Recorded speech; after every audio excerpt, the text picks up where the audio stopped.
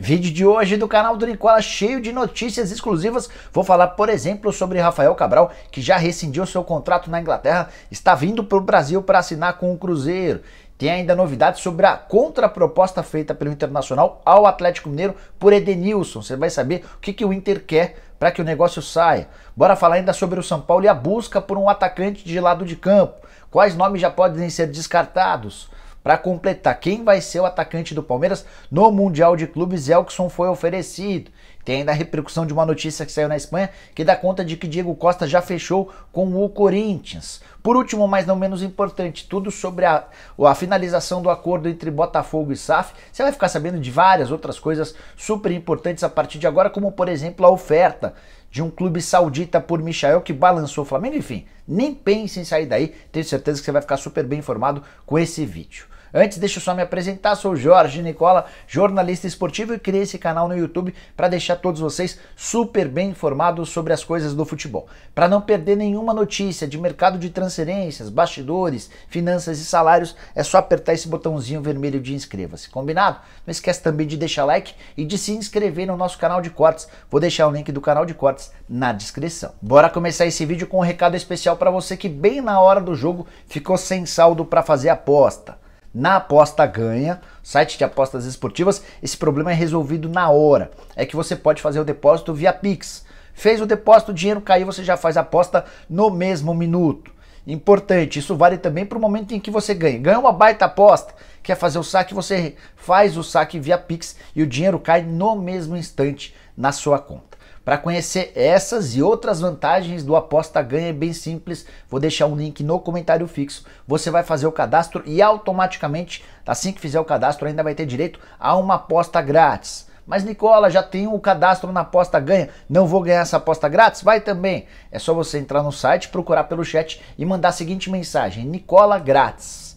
Essa mensagem vai garantir a você também uma aposta grátis. É importante lembrar que você, tanto fazendo o cadastro na hora ou já tendo o cadastro prévio, vai ter 24 horas para fazer o resgate dessa aposta. Agora sim, bora começar o vídeo com um giro de notícias e a primeira informação é sobre Gigliotti. Lembra dele? Atacante argentino, 33 anos de idade, fez sucesso pelo Independiente, nesse momento está no Leão e quer jogar no futebol brasileiro. Conversei com um representante brasileiro do atacante argentino e ele me contou que 3 clubes conversam para ter o Gigliotti por agora. São eles o Santos, o Ceará e o Juventude. E a conversa mais avançada, de acordo com esse empresário, é com o Ceará. A curiosidade é que o Ceará acaba de anunciar o Zé Roberto, outro atacante de 33 anos de idade. Vou ficar atento a essa história para manter vocês bem atualizados, beleza? Bora contar também que o Avaí desistiu da contratação do Sassá, ex-jogador do Cruzeiro, do Botafogo, só 28 anos de idade. Sassá chegou a fazer alguns testes físicos lá no Avaí, mas não houve acordo, as duas partes anunciaram, só não deixaram claro se o não acerto se deu pela questão financeira ou pela questão física. O Sassá não joga desde março do ano passado por causa de um problema no joelho. Queria contar também que o Juventus da Moca está sendo comprado por um grupo italiano. Juventus está virando SAF, Sociedade Anônima do Futebol, e graças a isso e também a intermediação do Gustavo Vieira de Oliveira, que já foi dirigente do São Paulo, pode pintar esse acordo para que o Juventus da Moca seja comprado por um grupo de investidores italianos. Para completar o giro de notícias, quero contar que Marcelo Paz, presidente do Fortaleza, declarou ao GE nessa sexta-feira que o Atlético Mineiro fez uma consulta ao Vojvoda. Essa consulta aconteceu antes do acordo com o Turco Mohamed, mas o Vojvoda já havia dado a palavra de que ficaria no Fortaleza e recusou qualquer possibilidade de avanço nas negociações com o Galo. Bom, bora falar sobre notícias exclusivas, como eu havia prometido para vocês, né? Quero começar contando que Rafael Cabral já está livre do acordo com o Reading.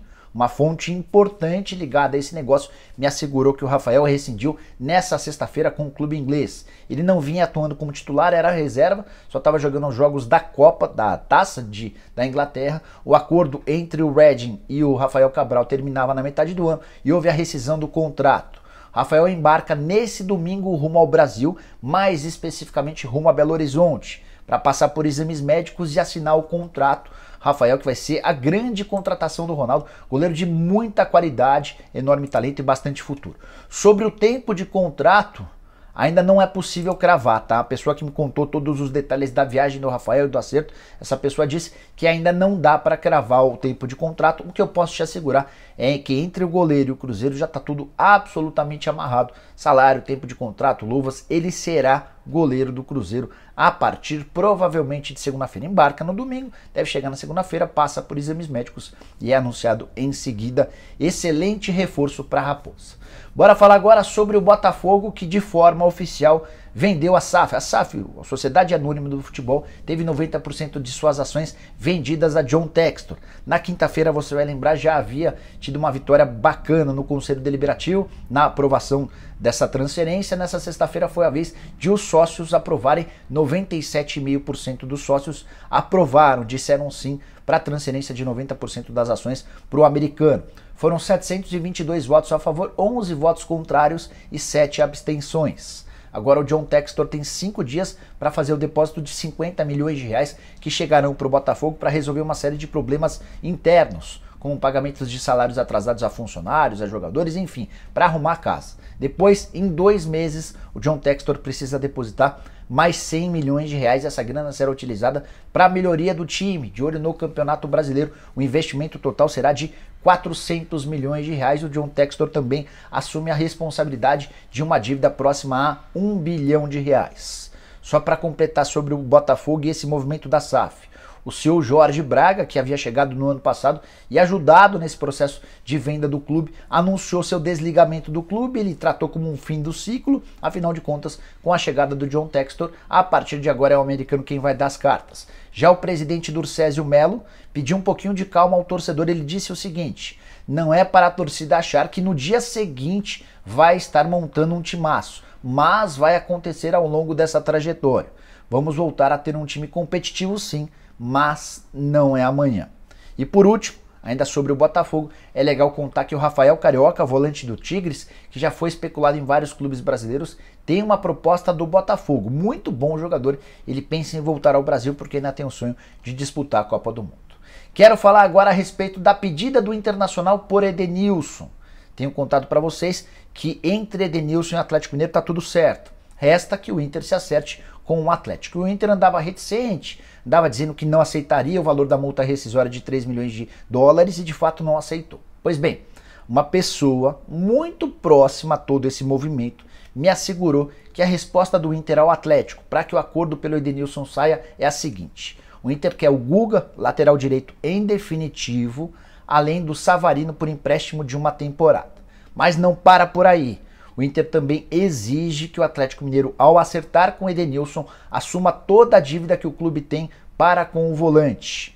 O Internacional deve luvas, entre outras coisas, para o Edenilson, parecida a situação do Patrick, que virou reforço do São Paulo. São Paulo vai desembolsar 500 mil euros para ficar com o Patrick, mas também assumiu as dívidas que o Colorado tinha com o volante. Essas dívidas, repito, direitos de imagem e também luvas. Luva é o prêmio pela assinatura do contrato.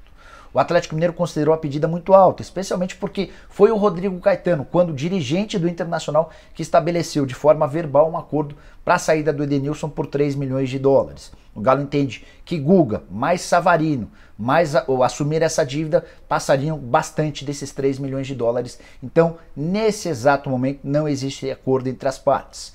A menos que o Inter tope baixar sua pedida, o Edenilson não deve sair. O Edenilson é tido no Colorado como um jogador imprescindível. Por exemplo, o D'Alessandro, que acabou de chegar, tem feito muita campanha interna para que o Edenilson não seja negociado. Até por isso, o Colorado chutou nas alturas quando fez essa proposta. E você, toparia fechar negócio? Guga, definitivo, Savarino por empréstimo, mais perdão das dívidas para que ele pudesse ser liberado? Use o espaço para comentários para deixar sua opinião, beleza? Bom, bora falar sobre o Flamengo e a situação de Michael. O paparazzo rubro-negro foi o primeiro a informar que o Michael tem uma proposta da Arábia Saudita. Agora os números já são oficiais. A oferta é do Al Hilal, que está disposto a pagar 8 milhões e 200 mil dólares por 45 milhões ou 45 milhões de reais por 100% dos direitos econômicos do Michael. A proposta é para pagamento à vista e o Al Hilal tem pressa porque gostaria de inscrever o Michael para a disputa do Mundial de Clubes, que está bem perto de começar. O Flamengo balançou porque entende que dificilmente vai ter 45 milhões de reais à vista para fazer o negócio, mas não deve aceitar essa primeira oferta. É que o Al Nassr, outro time da Arábia Saudita, também sinalizou com a intenção de fazer uma proposta. E o Flamengo não é dono de 100% dos direitos econômicos. Quando comprou do Goiás, comprou 80% dos direitos econômicos por algo na casa dos 34 milhões e meio de reais. Então o Flamengo trabalha em duas frentes, para que essa proposta seja aumentada em um pouco e para que ele possa morder a maior fatia, para que ele possa ficar com mais do que 80% dos direitos econômicos. Diante dessa circunstância, o negócio pode ser fechado, mas o fato de o pagamento ser à vista contou de forma bastante positiva e acabou balançando os dirigentes do Flamengo. A pergunta é, o Kennedy já foi embora, devolvido para o Chelsea. Se o Michael sair também, o Flamengo vai ao mercado em busca de atacantes de lado de campo. E aí cresce a possibilidade de o Soteldo ser contratado. O meio atacante ex-Santos, que atualmente está de saída no Toronto FC, já foi oferecido ao Flamengo e deixou uma boa impressão. Existem outras alternativas, outros nomes no mercado, como por exemplo Ezequiel Barco, ex-Independente, último ano de contrato no Atlanta United. Entre outras alternativas, o Flamengo vai estudar caso a negociação com o Michael acabe avançando. E você, venderia o Michael por 45 milhões de reais? Pediria mais dinheiro? Vou dar minha opinião. Acho que o Flamengo precisa chegar a pelo menos 50, 55 milhões de reais para que o negócio possa sair, até porque pagou 34 milhões de reais por 80% dos direitos econômicos, tá? Bom, bora falar agora sobre o São Paulo e também uma busca por atacantes de lado de campo. O Rogério Ceni tem trabalhado muito nos bastidores para convencer o presidente Júlio Casares sobre a necessidade de atletas de velocidade. São Paulo já contratou 5 jogadores, vários atletas importantes, como por exemplo o Patrick, como por exemplo o Alisson, como por exemplo o Nicão. Mas na visão do Rogério Ceni faltam jogadores de beirada, jogadores bons no 1 contra 1. E vários nomes têm sido especulados, fui checando alguns deles com o presidente Júlio Casares. Por exemplo, Nani, português, ex-Orlando City, fez boas 3 temporadas passadas, o contrato não foi renovado, ele está livre. Teria sido sugerido ao São Paulo, haveria uma negociação, perguntei para o Júlio, que respondeu da seguinte maneira: não existe nenhuma sondagem sequer, então podemos descartar o Nani do São Paulo. Perguntei sobre Dylan Borreiro, atacante do Atlético Mineiro, que é pretendido pelo Atlético Paranaense, pode acabar se mudando nessa janela. De acordo com o Júlio Casares, abre aspas, nunca cogitamos, fecha aspas. Também mandei para uma outra fonte minha do São Paulo se o Martim Orreda, atacante de lado de campo que é do Godoy Cruz, fez uma temporada passada muito legal por lá, 50 jogos, 18 gols e 5 assistências. Se em algum momento o Orreda foi oferecido, foi conversado dentro do São Paulo e a resposta foi sem chance. Também já havia contado para vocês que outros 2 nomes bastante badalados de atletas estrangeiros, o Ocampo, que é atacante uruguaio de 22 anos de idade, já havia sido descartado, não será contratado pelo São Paulo. São Paulo que vai tentando encontrar opções dentro da sua condição financeira. Outro nome, para completar os 2 que eu havia falado, esse do Sorriso, brasileiro de 20 anos de idade do Juventude. São Paulo tentou contratar o Sorriso, mas se assustou com a vontade do Red Bull Bragantino e também do Atlético Mineiro, que hoje são favoritos para ficar com o atacante de só 20 anos. Tá difícil encontrar atacante para o São Paulo, até por conta dessa questão financeira. Tricolor vai encontrando muitos problemas para melhorar seu time e o Rogério Ceni vai fazendo enorme pressão nos bastidores para que esse atacante de lado de campo seja contratado o mais rápido possível. Bora falar agora sobre Diego Costa e o acerto com o Corinthians. De acordo com o site Fichajes, que é um site espanhol especializado em transferências, já existe um acordo fechado entre o atacante do Galo e o Corinthians. O anúncio só não pode ser feito de forma oficial, porque o Diego Costa ainda não rescindiu de forma oficial a sua saída do Atlético Mineiro. Na sexta-feira da semana passada, ou seja, há uma semana e um dia, noticiou que o acordo entre as partes para a rescisão do contrato havia sido feito, o acordo verbal. Faltavam detalhes burocráticos. Passaram uma semana e um dia, 8 dias, e até agora nada desse anúncio. O próprio Rodrigo Caetano, em uma entrevista coletiva nessa semana, chegou a anunciar que pequenos detalhes burocráticos separavam esse anúncio. Bom, de qualquer forma, ainda não há uma rescisão formal e o Diego Costa segue vinculado ao Atlético Mineiro. É por isso, de acordo com Fichajes, que o Corinthians não pode anunciar o Diego Costa. Mas a tranquilidade dos dirigentes corintianos tem muito a ver com isso, com o fato de já ter chegado a um acordo com o centroavante de 32 anos de idade. Diego Costa, que segundo fichagens não tem mercado em clubes médios e grandes do futebol europeu. Recentemente ele recebeu uma oferta do Cádiz, que briga contra o rebaixamento, faz campanha horrorosa no Campeonato Espanhol. Essa oferta já foi rejeitada pelo Diego Costa. Acho até que faz algum sentido em relação a esse acordo, mas a gente precisa esperar. Primeiro, pela formalização da rescisão do contrato entre Diego Costa e Galo, não haverá multa rescisória, para depois saber se de fato o Diego será o centroavante alvinegro. Corinthians que já fechou com o Robson Bambu, com o Paulinho, com o Bruno Melo e também com o goleiro Ivan. O Ivan só não foi anunciado de forma oficial porque testou positivo, vai se recuperar primeiro para depois ser anunciado. Beleza? Para fechar o vídeo, bora falar sobre o Palmeiras e a busca por um centroavante. Você já sabe que o Alário não será contratado. O Palmeiras fez uma primeira proposta de empréstimo gratuito, Leverkusen recusou. O Palmeiras melhorou essa oferta, topou bancar uma quantia ao Leverkusen pelo empréstimo de uma temporada. Leverkusen disse que só vai liberar o Alário se conseguir contratar um outro jogador nessa janela de transferências. Só que o Palmeiras não pode ficar esperando o Leverkusen contratar um outro jogador, até porque o período de inscrições para o Mundial de Clubes termina em 24 de janeiro. A estreia do Palmeiras no Mundial já está marcada para 8 de fevereiro.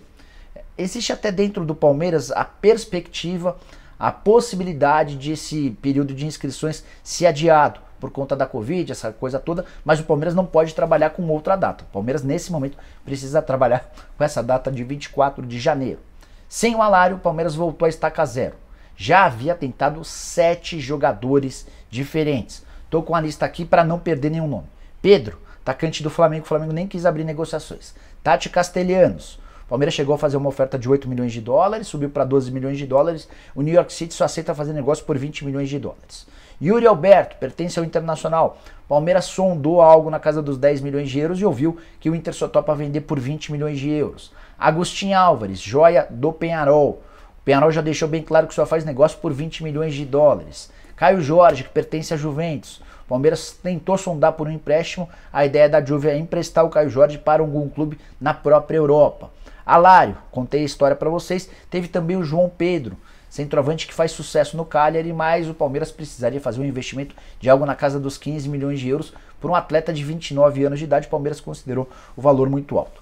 Diante de todas essas circunstâncias, o Palmeiras vai precisar rever ou analisar outros nomes. E um atleta que acaba de ser oferecido ao Palmeiras foi o Elkson, 32 anos de idade, está livre do contrato que tinha lá no futebol chinês. Ele é o maior goleador da história da China, passou quase 10 anos entre o Xangai SPG e o Guangzhou Evergrande, que são os dois principais, ou eram os dois principais clubes do futebol chinês nos últimos tempos.